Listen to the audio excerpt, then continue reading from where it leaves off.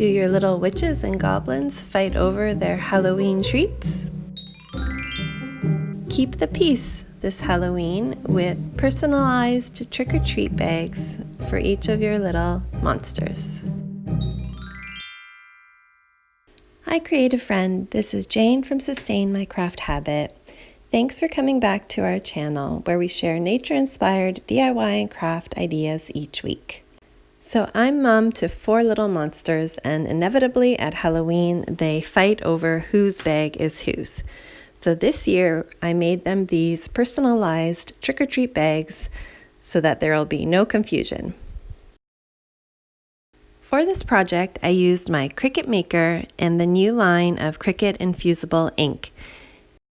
To begin, you can visit our project gallery in Design Space where you can access and customize your own trick-or-treat pattern for this project. We started by loading the Infusible Ink black marker into our Cricut Maker and printed out the spiderweb design onto just a regular piece of printer paper. The coolest part about the Infusible Ink marker is that you can totally freeform any designs onto regular paper and then transfer that onto your Infusible Ink surfaces. So although we used our Cricut Maker to print out the spiderweb design, we could have also just drawn it freehand if we were so artistic. Once the design was printed, we removed the paper from the grip mat and set it aside. Next, we loaded one of the transfer sheets from the Animal Brights Infusible Ink pattern pack into the Cricut Maker and cut out the Trick or Treats lettering. Load the cues in Design Space to add the different colors of pattern paper to cut out all the different pieces of the design, such as the monogram and the little spiders.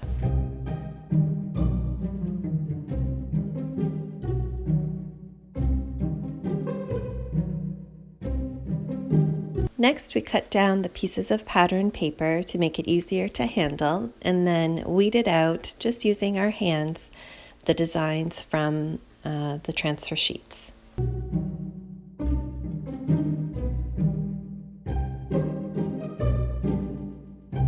Once we had all the patterned pieces cut out, it was time to transfer the designs onto the Cricut Infusible Ink tote bag. This 14-inch by 19-inch tote bag was the perfect size for the girls to be able to carry around on Halloween night.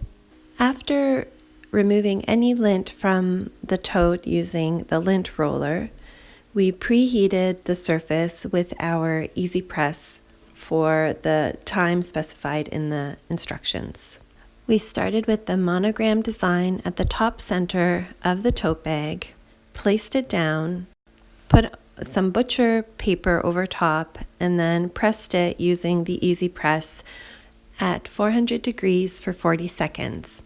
Always be sure to double check the settings based on the surface you're using and the material that you're using for your pattern.